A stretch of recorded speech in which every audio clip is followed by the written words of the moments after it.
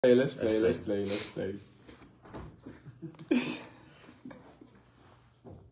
Ang boring ng mga tanong niya. Ako po si Diego Rizal. Who's more likely to get injured in an action scene? Definitely me. You? What about you? Hindi, kasi lagi ako nagkakamali sa steps di ba? Yung choreo. But it's solid, bro. Yeah. Oh, yeah. I would have thought... You never be the one to be carried, though. Yeah, I'm the one carrying. Yeah, see, so it's not that.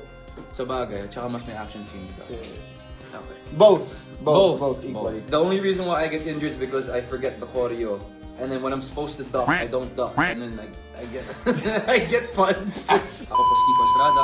Okay, who laughs first during take? Definitely Diego. You, bro! You tripping, man. Okay, it's definitely Kiko. Parang kasi ang seryoso ng set namin kasi parati kami galit eh. Pero sa bagay, nandun ka na sa point ng arc ng character mo na laging galit. Masaya sila kasi nandun si Jet. Nandun yung comic relief. Andun yung mga younger characters. Eh ako, ang mga kasama ko sila Kuya Mon, si Miss Yu, si Cindy.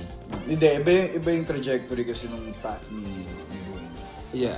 So, imposibleng nakakatawa yung set namin eh. I mean, we try and make it funny but it's more serious. Nahanap niyo yung funny na different way. Oo. Kapag si Kuya Mark nandun, pag si Kuya Mark nagpapatawa, yun, matatawa kami. Nahuli ka na ba sa mga knock-knock tips niya? Yeah, oo naman. Tsaka si Kuya Mark, kapag ka-eksena mo siya, meron siyang ginagawang style. Sabi daw niya, parang sinuunang acting trick daw to. Hindi ka niya tititigan sa mata. So habang kausap mo siya, dito siya nakatingin. So, parang wala kang kausap. So, minsan matatawa ka talaga. Pero hindi na Hindi, bro. He admits it naman eh. So, yan yung style ni Kuya Mark. Ako po si Diego Rizal. Sino mas pogis ng dalawa? Siyempre, ikaw, Lover. Ay, Miss Lo! Ang galing mo!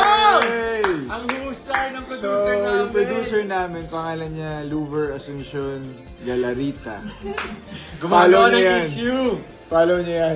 Siyempre, si Kiko mas pogi. Si Diego.